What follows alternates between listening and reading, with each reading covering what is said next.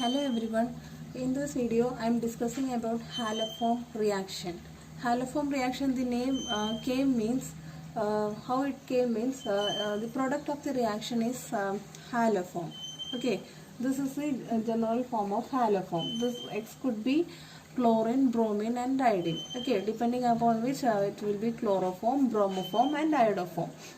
So basically this haloform reaction is oxidation by hypohalite. The reagent used for this reaction is hypohalite, and the hypohalite is represented as OX minus. Okay, O halogen. Okay, so that hypohalite is bringing about oxidation of carbonyl compounds. So that will be oxidized to formic acid or carboxylic acid, along with haloform will be forming. Okay, so let us see what kind of molecule will undergo haloform reaction. So this is very important that compounds like acetaldehyde and ketones which is having CH3CO group, that is this type of methyl ketone compounds will undergo this reaction, haloform reaction. So the haloform reaction is performed with halogen and alkali. You will be getting corresponding chloroform NaX plus H2O, and in this case you will be getting here this will be oxidized product will be formic acid. Okay, and here it will be, since here R group, this will be RCOO minus. Okay, here this portion is going to this one, and this portion is going to this one. Okay, so since only one hydrogen, actually this carbon is involved in this here. Okay, that I'll discuss in detail in the mechanism. So in this early stage you have to understand that this type of compounds will undergo, compounds which have methyl ketone moiety will undergo haloform reaction, that is oxidation by hypohalite. Okay, now the product formed is haloform along with carboxylic acid, which is having a one carbon less compared to starting material. Right now, how this hypohalite is prepared? So actually halogen along with NaOH, you will be getting sodium hypohalite plus HX, and this halogen could be that you are taking is chlorine or bromine, or it could be iodine. So if you are taking chlorine, you will be getting chloroform, bromine means bromoform, and iodine means iodoform. So iodoform is particularly important because the iodoform is formed as yellow solid. Yellow solid. So if you want to know whether your starting carbonyl compound is having this type of group, then you perform haloform reaction. If you are getting yellow precipitate of iodoform, you can confirm that this is present in the starting material. So this is the one point I want to explain to you. Now another thing is that certain compounds, suppose you have ethanol, CH3, CH2, OH. Okay, CH3, CH2OH. So this could be written as like this, ethanol. And if you are performing oxidation, any oxidation, this will be converted into CH3, C double bond O H, right? This will be oxidized to acetaldehyde. So since hypohalite is a very good oxidizing agent, if you are having ethanol as a starting material, it can also give the haloform reaction. So what does it mean? So the compound which is having this type of moiety could also answer this haloform reaction, because what is happening, if you are taking this type of alcohol, here H, or you can have any alkyl group. Okay, here CH3, CHOH, CH3, you can have hydrogen, you can have any alkyl group, but there will be secondary alcohol moiety and CH3 group over here. So why this is answering? If you are taking this type of alcohol, and if you are converting subjected to this condition, hypohalite condition, this moiety will be readily oxidized to CH3CO group, and any compound which is having this one will undergo haloform reaction, and you will be getting corresponding haloform plus sodium salt of carboxylic acid. So these are the 2 points you have to remember, these two. So what are the classes of compounds which will answer the iodoform or haloform test? methyl ketones, okay, or alcohols of this sort, which could be oxidized to methyl ketones. So this is a very important thing that you have to keep in mind. So here I am showing some equations of haloform reaction in general. Okay, so here I have taken a representative methyl ketone. So this is the group that we are interested, right? You can identify this group. So this methyl ketone I am taken, and 3 halogens and NaOH, because here CH3 should come. Now after this reaction, so hypohalite will be generated, NaOX, like this, Na plus OX minus. Hypohalite oxidation will be happening. So you will be getting RCO. All the 3 hydrogens are replaced by halogen. So RCO CX3 plus NaS plus H2O. So as I said earlier, X could be chlorine, bromine and iodine. So if you want to prepare chloroform, you have to take chlorine and alkali. So hypochlorite will be generated. If you are taking bromine and NaOH, hypobromite. Iodine and NaOH will be hypoiodide. Okay, so that depending upon that you have to take the halogens. Now what this trihalo compound which is formed will be reacting with NaOH. Okay, so in this manner that this will be forming. This is for nothing but CHX3 haloform. The remaining portion will be RCOONA. So if you want to write the overall reaction, it will be in this manner: RCOCH3. Okay, now this is treated with 3 halogens. 3 halogens in presence of NaOH, 3 NaOH. It will be giving this one, oxidized one. This portion is oxidized. See this portion. So you will be getting RCONA. Okay, so this portion is oxidized. RCONA. RCONA plus CHX3 plus water plus NaX3 NaX plus 3 water. So this is why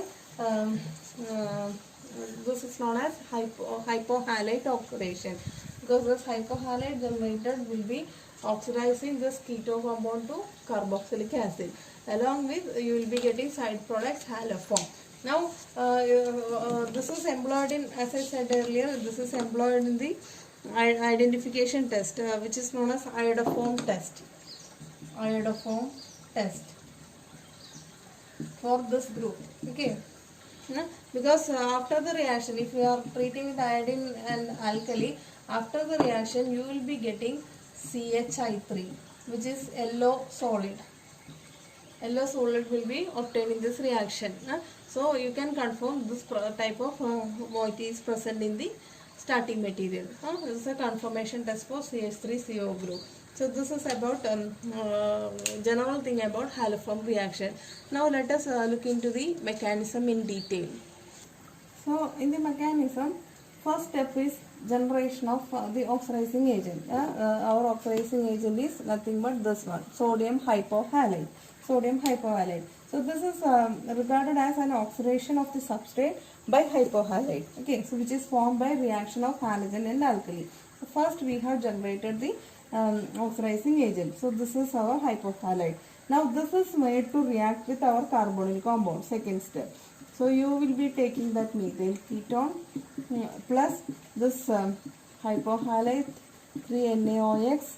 Okay, then you will be getting the trihalo compound RCOCH3 plus 3NaOH.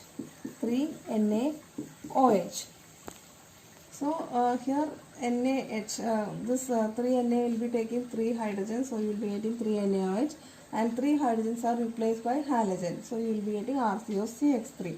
Now this trihalo compound which is formed, CH3, reacts with NaOH, and chloroform will be eliminated, and you will be getting the oxidized product RCOONA, sodium salt of carboxylic acid, along with CHIX3 plus 3NaX plus 3 water. So this is the stepwise form of haloform reaction. So the oxidized carboxylic acid is getting, and you will be getting haloform. So I am writing an example with acetaldehyde. So this is having methyl ketone moiety in it. So I am taking chlorine and NaOH. Okay. So you will be getting what? This portion, as I said earlier, this portion is oxidized. Okay. And this is going to haloform. So you will be getting HCONA plus CHCl3 chloroform. Okay, then NaCl plus water. This is how the reaction is happening. Now if you are taking acetone, here also both sides are equal. So this portion is oxidized, this is going to what? Haloform. Now I am taking bromine, okay, along with NaOH. So here sodium salt of acetic acid. So CH3COONA plus CHBr3 plus 3NaBr plus 3H2O. Okay, so here bromoform you are getting, so here you are getting chloroform. Now similarly, if you are taking another acetophenone, CH3, aromatic ketones. Okay, here also COCH3 group is there. So you have to identify this portion will be oxidized. This is going to haloform. So 3 iodine. Okay, now NaOH. So here sodium salt of benzoic acid will be forming. So PH, CO2Na plus, now in this case iodoform will be forming, which is yellow colored one. This is brown colored solution. This is chloroform is colorless one. Okay, so that is why they are not used. Here you will be getting yellow precipitate. So 3NaI plus 3H2O. So iodine and NaOH, that hypohalite will be used for the test because the product is an yellow precipitate. So this is how reaction is happening. So we have seen few examples of haloform reaction. Now let me show you in detail how this trihalo compound is formed from here. Okay. So as I said earlier, here all hydrogens are replaced by halogen. Right? How this is happening? Let me show you. So as I said earlier, this carbon is alpha carbon to CO group. CO group is a minus I fed group. So because of the minus I effect, these 3 hydrogens are acidic in nature, right? So this could be abstracted by proton, abstracted by base. So if you are using hydroxide base, what will happen? The hydroxide base will be picking up this proton, this bonded pair will be going to CH2. So you will be getting like minus H2O will be eliminated. You will be getting an ketoenolate, right? This is CH2 minus, right? Now what will happen? This enolate is resonance stabilized, as you know, keto form and enol form. So tautomeric form. So you can write it as RCOO minus double bond CH2. This is the enolate form, right? Now in the next step what will happen? This one will be reacting with halogen. So how this is done? RCO CH2 minus now halogen we are taking. Now what will happen? A nucleophile is substitution reaction type like this. One halogen will be eliminated. So you can write minus X minus. So you will be getting RC double bond O CH2 X. Now see this hydrogens, these are attached to this side negative minus I group, this side halogen. Now this becomes more and more acidic. So if you are taking another OH minus, first step, this will be this will be deprotonated. So you will be getting RC double bond O CH minus X, right? Now this can react with another molecule of X. So you will be getting a dihalo compound. So the product would be RC double bond O CH X2, right? Similarly, if you are using again OH minus and X2, you will be getting trihalo compound RC double bond O CX3, R double bond CX3. Like that, you will be getting a trihalogenated compound. So we have prepared trihalo compound by successive replacement of 3 acidic hydrogens, right? Now if you are seeing over here, if you are taking a hydroxide base, there are no more hydrogens to replace. Okay, so now the role of base will not be deprotonation because there is no hydrogens in it. Now in this case, what will happen? This carbon.